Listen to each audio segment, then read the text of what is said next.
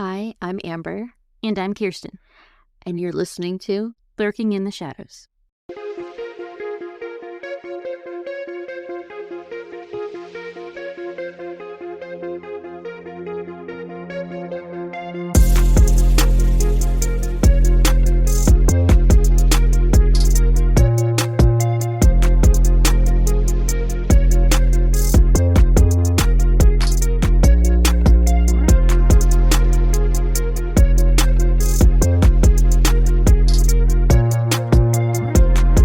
Hello.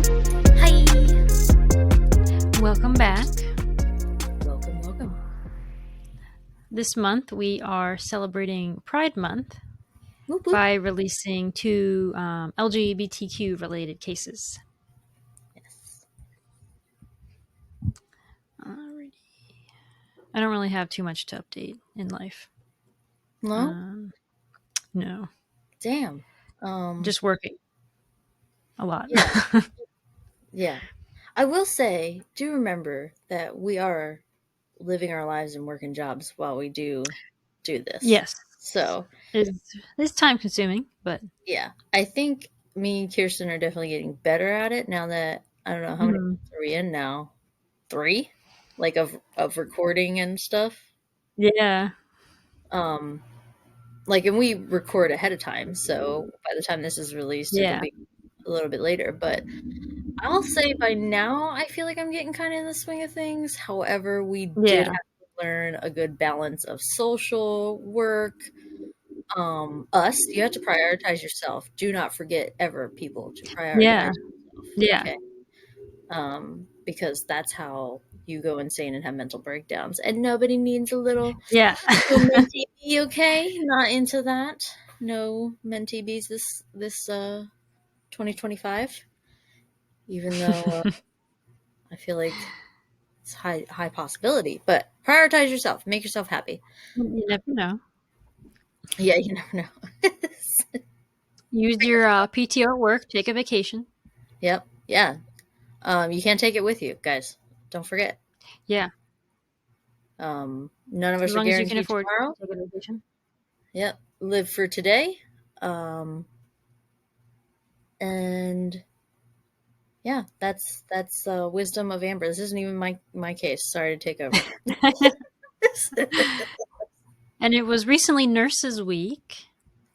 Oh, yes. So hell yeah to all my fellow nurses.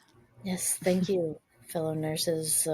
My mom's a nurse. She had Nurses Week. She always brings all this food home. Yeah, we did little things, but I mean, the hospital doesn't really celebrate us. Like, we don't. I think our gift was a bag that says Penn Medicine. Oh, ooh. That was cool. Yeah. Yeah. I'm going to keep those comments Felt to real myself. appreciated. I'm not. Yeah. That's And good. for our unit, we did this little like you do in high school, like most likely to, like in the Yeah. yearbook and stuff. Yeah. So we did a little thing like that, and I was voted most likely to be CNO, Oh, really? which is Chief Nursing Officer. Yeah. So I was like, oh, Nice. that's interesting. I thought I was going to get the perfect attendance award, not that one. Who got the perfect attendance? Somebody that you do know? Yeah, yeah. Yeah, that deserved it. They did, yes. They Yeah. did. All right. You can usually tell when somebody's like a perfect attendance person. Yeah, yeah. Alrighty. So we'll get into our first case. I'm going to be talking about the Hampton Roads Killer, which I did not really know anything about this case. I know nothing. All right. Well, buckle up because it's interesting, but some justice was served, but not quite. From 1987 to 1996, 12 gay or bisexual men were strangled to death and dumped in an area of Virginia called Hampton Roads. All but one were found nude. Most had been strangled, the others were too decomposed for the cause of death to be determined.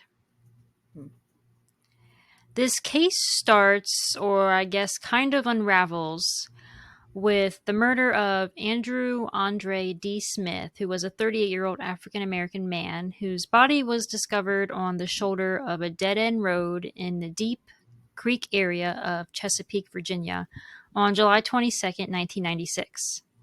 He was found nude, which is a detail that will be consistent with many of the other victims. Because his death was so similar to other cases in the area, it prompted investigators to consider a possible connection. The location of his body near an interstate suggested the killer preferred easy access to dump his victims. A multi-agency serial killer task force was established in 1994 to investigate a series of homicides involving men with ties to Norfolk's Ocean View, downtown, and the Truxton section of Portsmouth, Virginia. They took an interest in Smith's case. Many of the victims, as well as Smith, were known to be kind of transient. They would stay out late and hitchhike. The task force determined the killer initially kept some of the bodies for days before disposing of them, but Smith's body appeared to have been dumped shortly after his death, indicating a potential shift in the killer's MO. There really is no information on this victim or really any of the others. This was an extremely difficult case to research, and it took me hours because I'm just sitting there typing through Google all ways I can think of to try and find articles, and there's like no news articles on any of these men. I'm so sad. It is. It's These just are it's very people. difficult. And I know this was like 80s and 90s, but still news article. If there weren't even news articles back then, they have not been changed to being online versions. Yeah. So I don't even know if there were physical news articles. Yeah, true. Authorities arrested a man named Elton M. Jackson in May 1997, who was 41 at that time, for the strangulation murder of Andrew Smith. Chesapeake Police Chief Richard A. Justice told the Virginian Pilot that authorities have sufficient evidence to declare Portsmouth resident Elton M. Jackson, 41, the sole suspect in a series of killings that have rocked the gay community in the Hampton Roads region of Virginia for the past 10 years. DNA tests found that Jackson and Smith had a sexual encounter shortly before Smith's death. The documents also state that fibers obtained from a sheet in which Smith's body was wrapped contained fibers that were similar to fibers police found from a carpet in Jackson's house. DNA samples were taken from 3 cigarette butts found in Jackson's car that also matched Smith's DNA. Smith is believed to be the 12th victim in a series of murders of gay men that began in 1987. Chesapeake police didn't call Jackson the serial killer at the time of his arrest, but they said the method he allegedly used to kill and dispose of the bodies matched that of the previous 11 killings they were also investigating. Most of the men frequented places where men would seek out other men for sex. Investigators said nearly all the victims were day laborers or persons with no fixed addresses, and some were known to have engaged in sex for money, while others were known to have used illegal drugs. Experts who studied the habits of serial killers were surprised that the victims were both white and black, because most serial killers seek out a single type of victim. But I wonder. And 7 other. Go ahead, finish that, and then I'll say. Go ahead. I was going to say 7 of the victims were white and 5 were black. Okay. I wonder if, that just wasn't. That just really didn't matter to. That. I don't know how to put it. That psychopathic part of that brain, that. Mm-hmm. That wasn't what they focused on. You know what I mean? Yeah. I feel like it. Yeah, it's a rare occurrence, but it's not impossible for somebody to not have a preference of, race. Right. For a serial killer, for profiling or whatever. Mm-hmm. Yep. They believe the first victim was Charles F. Smith, an 18-year-old African-American male who was found strangled to death in Virginia on July 17, 1987. His body was discovered along a remote roadside, making the first in a series of similar homicides from a suspected serial killer in the Hampton Roads region. He will also be the only victim that is found clothed. The rest were found nude. And they So I think don't that know was if, like, the because first he was victim? the first victim. What Okay. would you say? I was saying, literally said, and he was the first victim. So that's like, Yeah. So he I may bet. not have, like, had a plan of what he was going to really do. Yeah, I was gonna say this uh horrible human being was probably just learning what they wanted to do and what they liked, and I'm sure they were quite nervous on their first kill, so probably Right, didn't go yeah. to plan anyway for them. Yeah, he just probably quickly dumped him and ran. I don't know. Yeah.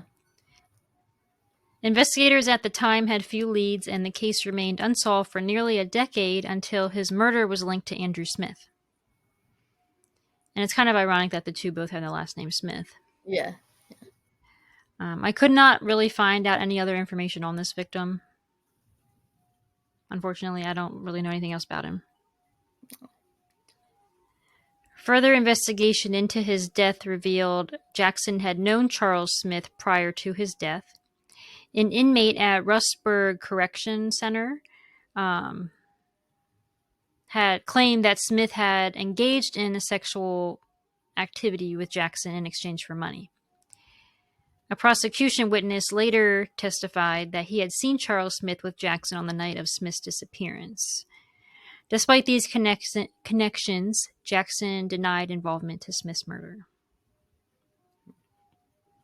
On July 19, 1988, the decomposed body of Joseph Alex Ray, a white male, aged 26, was found on the on-ramp of Interstate 64 from S Military Highway in Chesapeake, Virginia. Due to the state of decomposition, the cause of death could not be determined. He had been missing for a week and was last reported to be seen on July 12, 1988. He had recently lived in Alabama and had a record of minor arrests. And that is really all I could find out on him. No I wonder personal why information, nothing. his cause of death couldn't be determined. He was too decomposed when he was found. It had only been a week. I know, it was July in Virginia, so. Yeah. Okay. I did find a photo of him, though, that I will share. If you're watching us on YouTube right now, it'll pop up on the screen. Or you can check out our Instagram, where I'll post the very minimal pictures. I couldn't even find an accurate picture of the perpetrator. Like, I don't even know if the picture I saw was him. Like, it's crazy. Yeah, I had a case like that where I couldn't find anything. Mm-hmm. That was my oh man, so terrible with names. That was Daniel Halley, right? Yes, thank you. Yeah, yeah. Yeah, that He's number case. 2 if you want to go back and listen. Oh yeah. Stacy Renaud, 21, was found dead on January 7, 1989 in Chesapeake, Virginia. He was found nude. He was from Splendora, Texas, but was discharged from the Navy and living in Navy housing in Portsmouth, Virginia. An autopsy showed no drugs or alcohol in his blood. He was last seen at a Food Lion where he applied for a job. That's kind of sad. He wasn't even from the area. He was just stationed there, and this Yeah. happens to him. So did you get all of these autopsies, or are there some that you couldn't get? Oh, I didn't find a single autopsy. This is just the very few articles I have found that reported Okay, this. so did you see anything about sexual assaults or anything? They didn't really specify, but I think most of these victims, were sexually assaulted. Okay, all right. That's kind of the assumption I've gotten.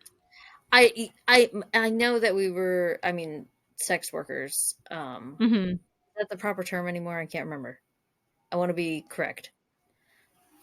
Yeah, I think so. Okay. But I was wondering if there was like proof of the sexual assault in I the believe autopsy. there was, but it didn't really go specify. Yeah. Okay. After this, there is a bit of a gap in the murders because the next victim, John W. Ross, who was 37, was found in Chesapeake on January 21st, 1992, in a ditch along Old Government Road, in an which is like an unmarked shortcut across the southern end of Fentress Naval Airfield property. So this was almost exactly 3 years after the last victim. He was January of 89, and now we're in January of 92. Okay. So not sure. Later we'll kind of go over an assumption they had of what may have caused the gap, but it wasn't proven. So, Okay. but for some reason he had a 3-year gap between victims. John was an iron worker from Sunbury, North Carolina, and had used cocaine in the hours before his death. Billy Lee Dixon, a 32-year-old black male, was found deceased on July 2nd, 1992, off Channel Way in Isle of Wight County. He was born on February 15th, 1960, in Norfolk, Virginia, and he resided in the 3100 block of East Ocean View Avenue in Norfolk at the time of his death. He was nicknamed the Cherokee, and his picture was featured in homosexual magazines. So I guess he kind of did some modeling work. He was laid to rest at Magnolia Cemetery in Norfolk. He had used cocaine before his death as well. Reginald Joyner was found March 7, 1993 in Suffolk near the intersection of Greenwood and Hollyneck Roads. The few articles I found didn't state his age. It just said he was in his 30s or 40s, and there's no other information about him. See? So Like, sad. we don't even know his age. Yeah. Like, that's crazy. In June 1993, the body of 27-year-old Ray Bostic, an African-American male, was discovered in a rural area of Chesapeake, Virginia. His nude body was found lying on his back on the right side of Cook's Mill Road, with his left arm stretched above his head and his legs extending into the weeds along the road's shoulder. The man who found the body had left to run an errand and was returning home when he made the discovery. So he didn't pass by the body on his way to his errand. So during that short time he was away, the body was discarded there. Interesting. Even police who had been in the area missed the killer by just like 30 minutes. Oh my goodness. Yeah, it's crazy. Where was I? There were no visible injuries on his body, but an autopsy revealed that Bostic had been strangled. The body showed several days of decomposition, indicating that the killer had kept the body for a while before disposing of him. So I didn't say this earlier, but I was thinking the reason I asked, like, oh, they couldn't determine cause of death and it had only been a week. I honestly was thinking like they're probably strangling them, and it would be hard to determine that even with just the slightest bit of decomp. Yeah. So, yeah, pretty much all these victims are strangled to death. yeah. Bostic was an unemployed truck driver who lived a transient life and was last seen 3 days earlier in downtown Norfolk. Bostic was found on the first day of M.J. Fichetti's first day as detective, and he becomes the main detective in this investigation. So his first day of work and this body's found. He began working backwards from the point of disposal and noticed that there were other signs of the killer's intelligence. Some of the bodies were more decomposed than others, suggesting that the killer kept them for a while, and in some cases a few days, without being found out. His method of killing, strangulation by garrote or bare hands, requires significant strength and perhaps some training. But most surprising was the fact that none of the corpses showed any signs of a struggle. And then he said even the weakest of strangulation victims will resist, which often gets the killer's blood or skin under their fingernails, but none of the victims had any evidence of that. So the absence of this type of evidence suggested that the killer found some other way to immobilize his victims. Yeah, that's Interesting, though. Do we know, or a theory?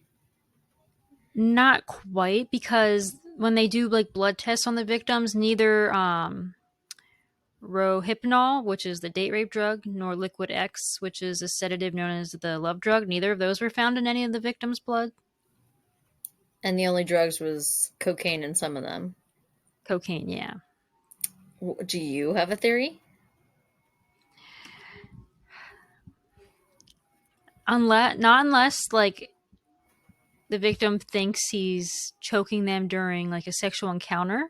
That's what I But I was feel like thinking. once you realize like, oh, like I can't breathe now, I feel like you would still struggle a little. So I'm not sure. It didn't Yeah. say that they tested for other drugs. Like, could they have been taking Xanax, or did they shoot up heroin or something that would have relaxed them more? I don't know. Yeah, but It also only mentioned the date rape and love drug. I was also thinking like, okay, just like picture it, height of passion or whatever, and Uh-huh. like we're talking about choking a little bit, okay? Mm-hmm. Easily pin somebody's hands down in a sexy way and be like, okay, I'm gonna choke you, and then Right, you're yeah. pinned down. Now you're being choked, and you're not scraping Yeah, any possibility, skin yeah. underneath somebody's fingernails. Okay, so Mm-hmm. Yeah. I feel like just being strategic about it, you could easily have somebody pinned down, and choke them. Right, yeah. Because it seems like in all of these cases, the victims went with him willingly, Yeah, expecting something, yeah, that's what I'm and thinking. then they're murdered. So And if they are doing this in exchange for money in money, most cases. Yeah. then they're they're somebody's into choking, they're probably like, yeah, sure. You know what I mean? Like, Yeah, they're probably going to be more willing to try it because they want to get paid. yeah, or Mm. and I mean, this is probably, is this solved or unsolved? Spoiler. Because It's in I the was going middle. to say, you don't have to say, but I was like Ted Bundy, like, you're not Hmm. going to be an asshole to get your victims in the car. You're going to be Right. charming and delightful. And he's And brought up in this case because oh, they I talk called about that. They talk about profiling and how he was very like a smooth talker and everything Yes, that's what I was to get thinking. his victim. So there's ways Get to do me, it. get me a man with a good voice, and I bet you could choke me to death.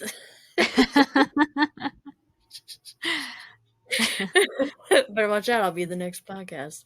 Oh no, I can't man this alone.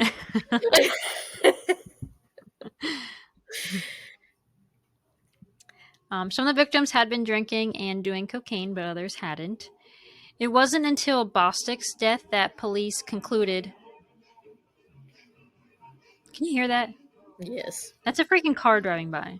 Oh, God. I Nothing hate irks me Memorial Day more weekend. than small dick energy. Right. Like, no one wants to hear your dumb music. Yeah. Okay. Rage, So it wasn't rage, until. I rage. know. It wasn't until Bostic's death that police concluded that his murder and others were likely the work of a single killer. Fischetti convened a meeting of homicide detectives from Suffolk and Chesapeake, Virginia. He said, "We were just sitting around talking about this as a group and decided we had to do something. It's not like it just came to me out of the blue. Once we conjured descriptions of the cases, it became obvious. We just all came to the same conclusion. Thus, the Serial Killer Task Force was born, which I mentioned earlier in the case. At first, it consisted primarily of Detective John Cook from Suffolk and Fischetti. Soon, state police were providing a computerized database to compare cases and leads nationwide. The FBI's Child Abduction and Serial Killer Unit provided detailed DNA testing to create a psychological profile of the killer. Fischetti remained the lead investigator despite still being very new. They determined the killer is intelligent. He chooses low-risk victims. He plans the crime and uses a ruse or con and good verbal skills to gain control of his victims.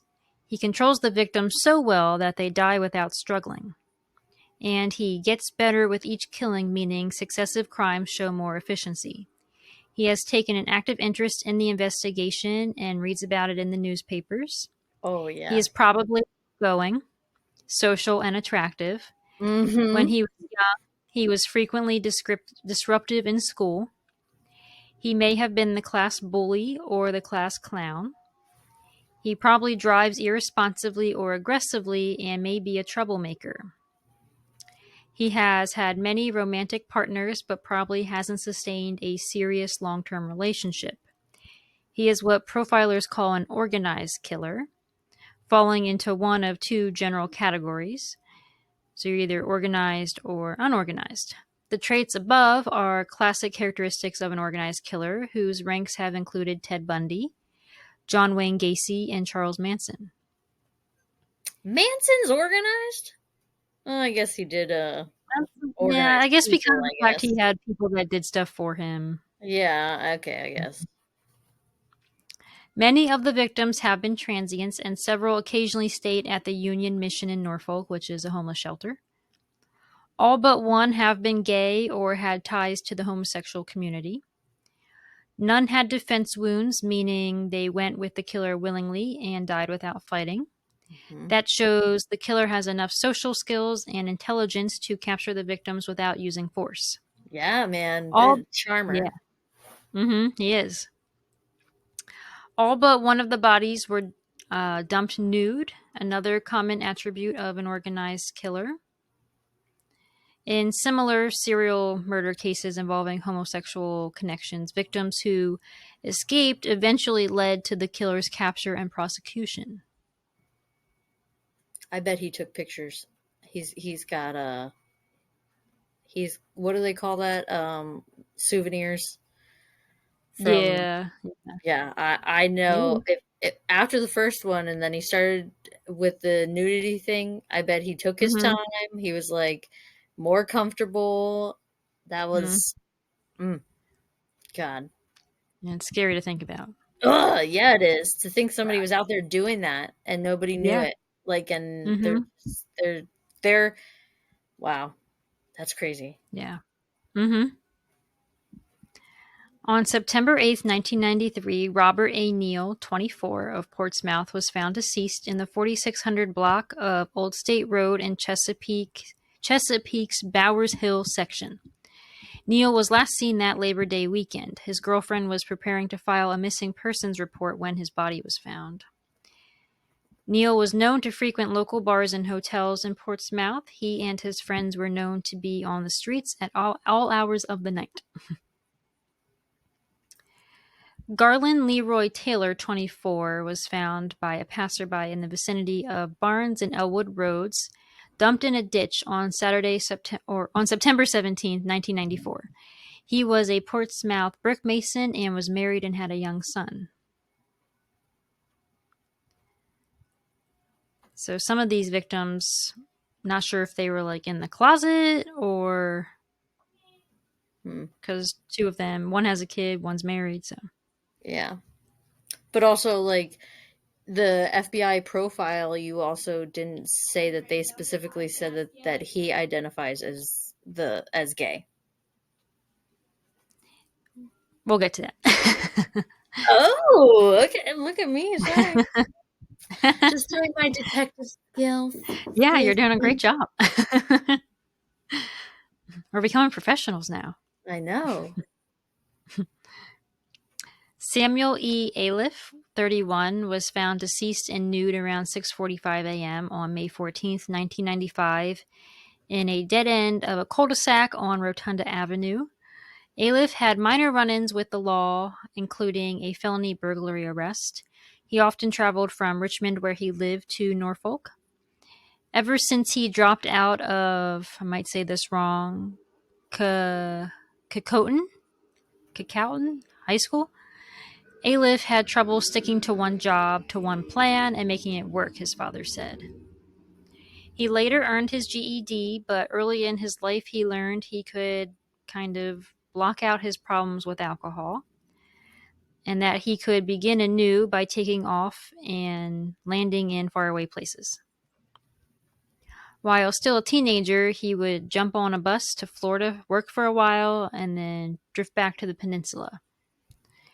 He later had a son named Michael and made Richmond his home base. He wanted to settle down. So that's sad. He wanted to make a change, and then he's murdered. Yeah. On January 28th, 1996, the body of Jesse James Spencer Jr., a 30-year-old black male with no permanent address, was discovered nude and face down in a ditch at the dead end of Jolliffe Road in Chesapeake, Virginia. Spencer's last known residence was in the 800 block of East 29th Street in Norfolk. His identity was confirmed through fingerprints. And that brings us up to Andrew Smith, who I talked about in the beginning, who was found in July of 1996. So next, Fischetti began investigating how the victims lived. On weekends, Norfolk and Portsmouth come to life with young servicemen. Strip joints line Norfolk's Ocean View section, and go-go clubs and offer entertainment tailored to every sexual orientation. Cheap motels will advertise military discounts. Downtown bars and clubs line one end of Gamby Street, which has served as the home to the city's nightlife since the 1960s. Ooh, I wonder how hopping it is now, because Norfolk is not that Right. far from me. Yeah, I don't know. In Portsmouth, men cruise for sex and or drugs in a 2-block area of a neighborhood called Truxton. All of the victims were last seen in or known to frequent one of these 3 neighborhoods I just mentioned. Most of them also lack a constant relationship with a job or a community or a schedule, and were the type who may not have been missed for a while. This is a quote. Everyone keeps saying gay when they talk about the victims, Fischetti said, but with a lot of these guys, that wasn't something they talked about. What did I say earlier? They are people. They're people. Yeah. Why is it any of your goddamn business what they like doing otherwise? It's true. They are people who were murdered. Yep. It is a problem. And because of the way they live their life, barely anything is known about them. As you can see, I'm barely sharing any information about them because there is none. Yeah, sad. It is. In January 1996, Fischetti spent several nights combing Gamby Street for leads in the killing of Jesse James Spencer, victim number 11. Oop, hold on, I gotta turn my light on. Would you like to go out? Yeah. It's time for my plants to go to bed.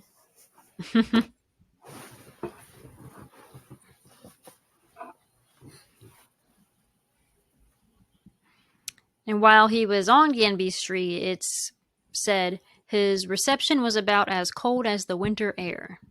No one wanted to talk to him. And then he's quoted saying, "What you get is people running from their shadows," he said. "They think you are going to bust them for drugs or prostitution. No matter how hard you try to tell them different, they just go away." Which I feel like that happens in a lot of cases, especially with missing or murdered sex workers. Other sex workers don't want to talk because they're afraid they're going to be arrested. Yeah. Yeah, and like that's valid.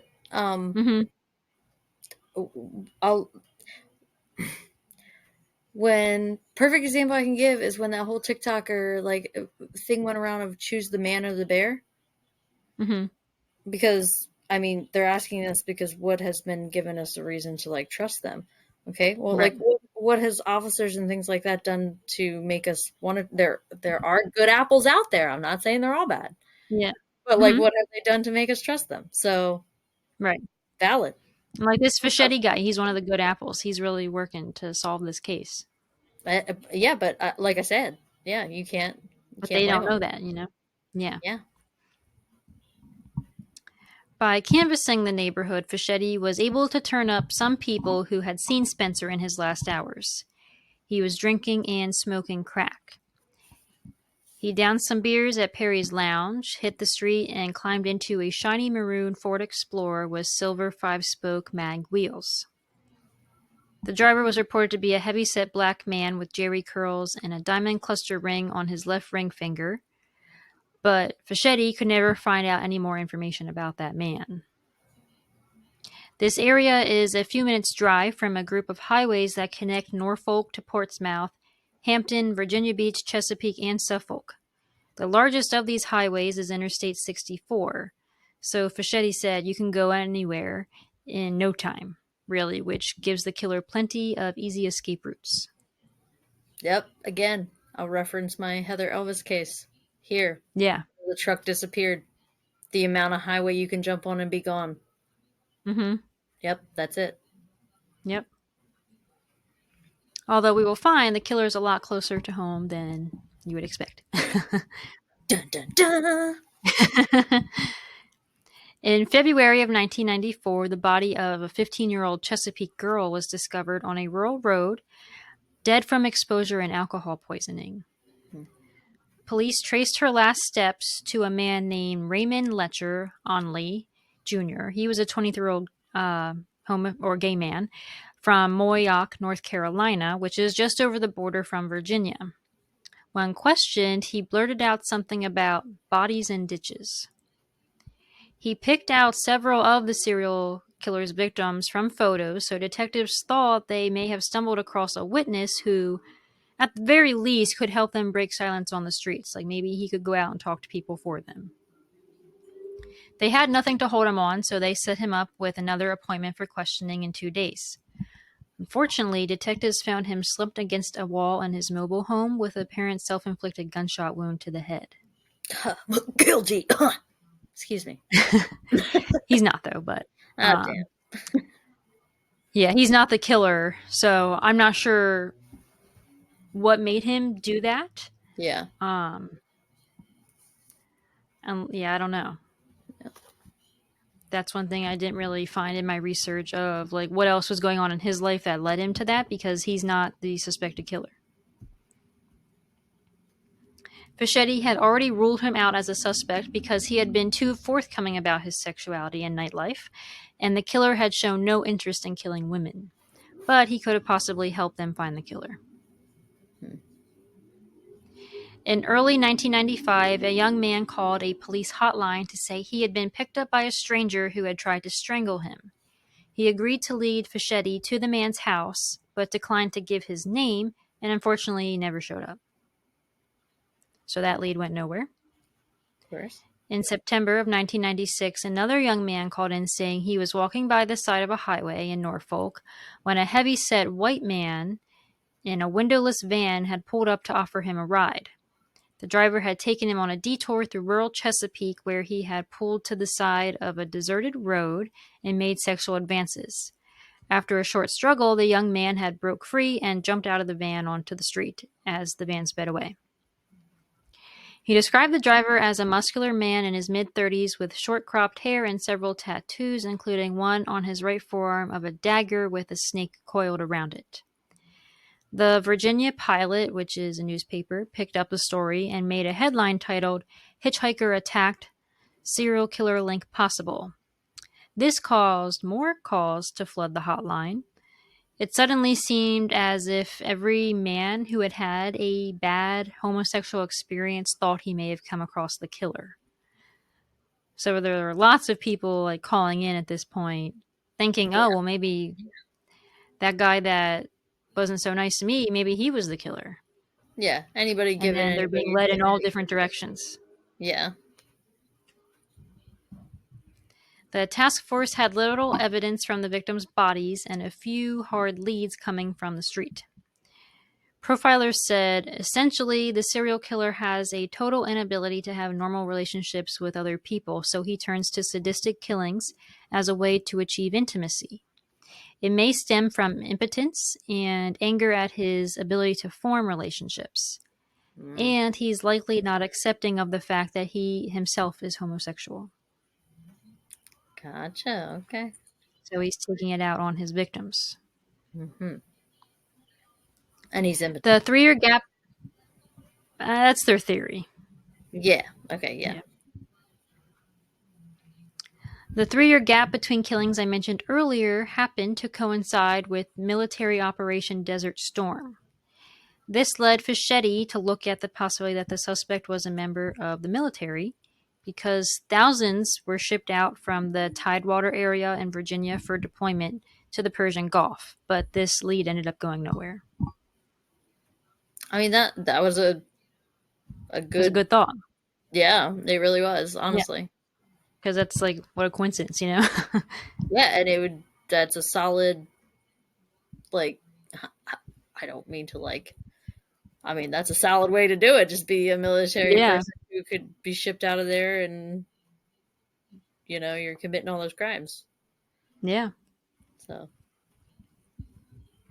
Andrew Smith, who we discussed in the beginning, had hung around with Garland Taylor, victim number 9, at a quick shop on Portsmouth Boulevard. When police canvassed Smith's neighborhood, they learned that Smith was also acquainted with Elton Jackson, which is the guy I mentioned earlier who was arrested, and that Jackson lived on Portsmouth Boulevard within a half-mile of Smith. The on-ramp to Interstate 264 is also close to Jackson's house. A friend of Smith told Detective Cecil Whitehurst that at 2:30 in the morning on July 21st, which is the day before Smith's body is found, Smith failed in an attempt to hire a prostitute and head over to Jackson's house to borrow money. About 29 hours later, his body was discovered. On July 23rd, Whitehurst went to Jackson's house to question him. It was then that Jackson said he didn't know Smith and had only heard of his death through the news. Whitehurst began a background check on Jackson, where he learned that a local credit agency had taken Jackson's Ford Escort. So on August 22nd, the detective bought the car from the bank to keep it in police custody. FBI agents were then brought in and they searched the Ford Escort. They found 6 cigarette butts in the ashtray, and the FBI forensic examiner found material on them from which he could extract DNA, which I also kind of mentioned earlier in the episode. The DNA matched Smith's corpse. In February or March, Whitehurst sought warrants to search Jackson's house and his person.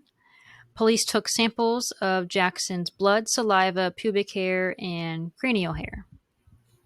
They also seized about 34 items from his house, including a gold belt, cigarette butts, a gay newspaper, which I don't know what that is. I didn't know there's gay newspapers, Yeah. and 3 bottles of cologne. It's unclear if those items belonged to him or Smith. In April or May, Whitehurst and Chesapeake prosecutors decided they had enough evidence to arrest him. When police arrived at Jackson's house on May 6, 1997, he denied knowing Smith again and submitted to arrest without incident. After further questioning at the station, he acknowledged that he did know Smith. He also told police he engaged in intercourse with Smith on the night of July 20th, but said it was consensual and he didn't kill him. His bond was set at $100,000. At his trial, 3 men testified against him that were given money for sexual encounters, and they kind of said about how he was like violent and aggressive and everything. Okay. On August 21st, 1998, a jury found Jackson guilty of first-degree murder in the death of Andrew Smith and sentenced him to life in prison. Unfortunately, though, that is the only murder he has been convicted of, even though he is suspected of killing the rest. There's no DNA evidence to link him to the others. And yeah, So he is in prison for life, but the other victims technically don't have justice because he's not being charged for any of them. He could be getting 12 life sentences and he only has 1. Yeah. And he hasn't confessed to anything, so. No. He did, the only most recent, or the only appeal I noticed was in 2000. I don't know if he's tried to appeal more than that. Even on him, There's no news articles about him. I could barely find any information about his trial. So even on this killer, there's no information out there hardly. Yeah, and even on my case, I was disgusted that I could find more on the killers than I could the victims. Like, yeah. But even in this case, I can't even find information on the killer. It did say he was like 6'2" and 230 pounds, so he was a big guy. okay. And he did identify as gay. I don't know if he ever came out and said that, but I think it's assumed that he is. Okay. Wow. There's just not enough information to know. Yeah.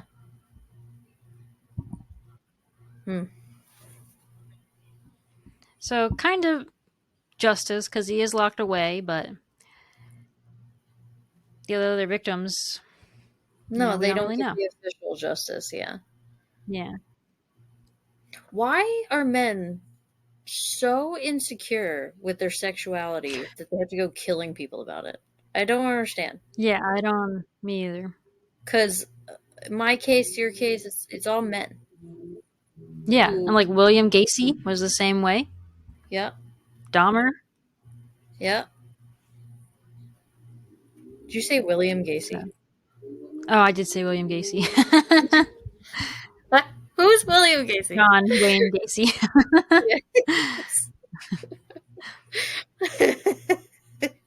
Yeah, I don't know who William Gacy is. Yeah, all those people who all those insecure men. Mm-hmm. Disgusting. It is. And like the youngest victim, he was 18, like had his whole life ahead of him. And this guy ruined it. Yeah. Like I said. So that's the story of the Hampton Roads Killer. That's very interesting. I didn't know anything about that, so. Yeah, I didn't either. And you would think like it's a serial killer. You think like, oh, that'll be easy to research. No. Yeah, that's crazy. Because I was honestly considering changing what case I was going to do because I was so frustrated that I couldn't find anything. No, you did so good because, like, I told you how much I struggled about. I put 2 cases together, and you blew me out of the water. You always do. You're fantastic at this. But I literally thought I was going to have 3 pages of notes. I have no idea how I ended up with 14, but I thought this was going to be a 10-minute episode. I was like, I should have saved this for True Crime and a Dime because I know nothing. Yeah, because I know nothing. But it worked out, I guess. It did. Well, this was our start to Pride Month, so yes, everybody get out there, show support, go to a parade. Yes, do something. Yeah, represent. Yeah, kiss a girl, you might like it. Yeah, there's a song about it. Yeah.